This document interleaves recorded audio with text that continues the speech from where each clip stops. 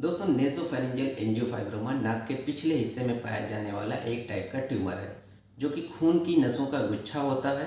यानी कि खून की नसों का ट्यूमर होता है और इस नसों में सिकुड़ने की पावर नहीं होती है। तो जब ये ट्यूमर ब्लीड करता है तो ये बहुत ही ज़्यादा ब्लीड करता है और इसकी ब्लीडिंग को रोकना बहुत ही मुश्किल हो जाता है।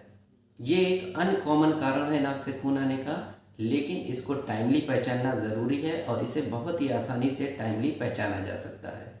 ये ट्यूमर कोई कैंसर की गांठ नहीं होती है, यानी कैंसर की तरह इसमें पूरे शरीर में फैलने की टेंडेंसी नहीं होती है, लेकिन ये लोकली एग्रेसिव होता है। यानी नाक के अंदर ये आसपास की हड्डियों को गला करके अंदर ही अंदर बढ़ता रहता है।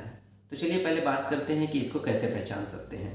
ये ऑलमोस्ट एक्सक्लूसिवली 10 से 25 साल की उम्र के लड़कों में पाया जाता है।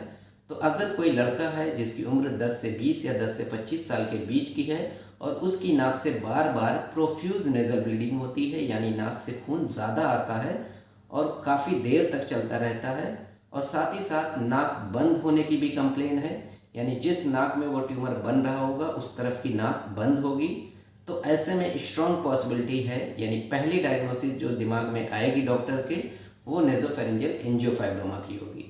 तो इसके लक्षण हैं कि मरीज 10 से 25 साल का लड़का होगा और नाक से बार बार प्रोफ्यूज ब्लीडिंग होगी और नाक एक तरफ की बंद हो सकती है। और चूंकि ये ट्यूमर नाक के पिछले हिस्से में होता है जहाँ पे कान हमारा आके खुलता है, जब उस ट्यूब के ऊपर दबाव होता है तो कान में भी लक्षण जा सकते हैं, यानी कान बंद होना, भारीपन होना या कान से कम सुनाई देना।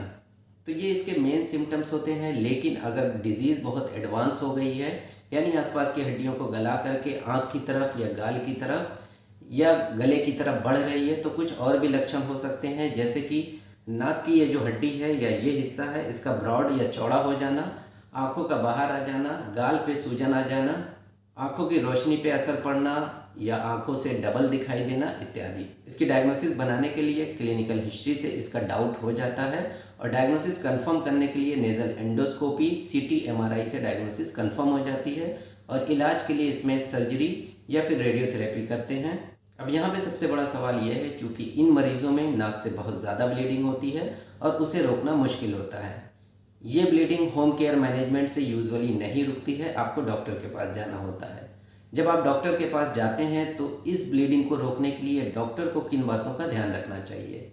किसी भी तरह की नाक की ब्लीडिंग में डॉक्टर्स जनरली नाक के अंदर पैक डालते हैं, यानी पट्टी डालते हैं या फिर बने बनाए पैक आते हैं वो डालते हैं, जिससे नाक की ब्लीडिंग रुक जाती है।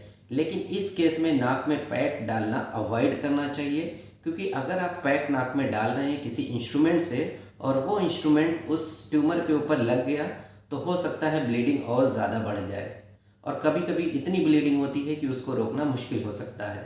तो अगर आप एक ईएनटी सर्जन नहीं हैं और आपको डाउट है कि पेशेंट को नेसोफेरिंजियल एंजियोफाइब्रोमा हो सकता है, तो ऐसे में नेज़ल पैकिंग अवॉइड करें। तो ऐसे में आप नाक के खून को रोकने के लिए पेशेंट को ट्रांएक्सामिक एसिड का इंजेक्शन दे सकते हैं, जो कि खून का थक्का बनाने में हेल्प करता है।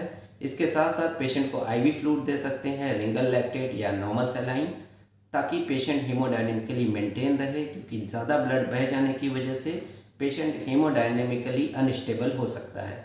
आपको मॉनिटर करना है कि पेशेंट में कोई शॉक के सिम्टम्स तो नहीं आ रहे हैं। अगर शॉक के सिम्टम्स आ रहे हैं या ज़्यादा ब्लीडिंग हो गई है तो ब्लड ट्रांसफ्यूजन का भी अरेंजमेंट करना होता है। तो आज के लिए इतना ही, मिलते हैं नेक्स्ट वीडियो में एक और टॉपिक के साथ। Thank you.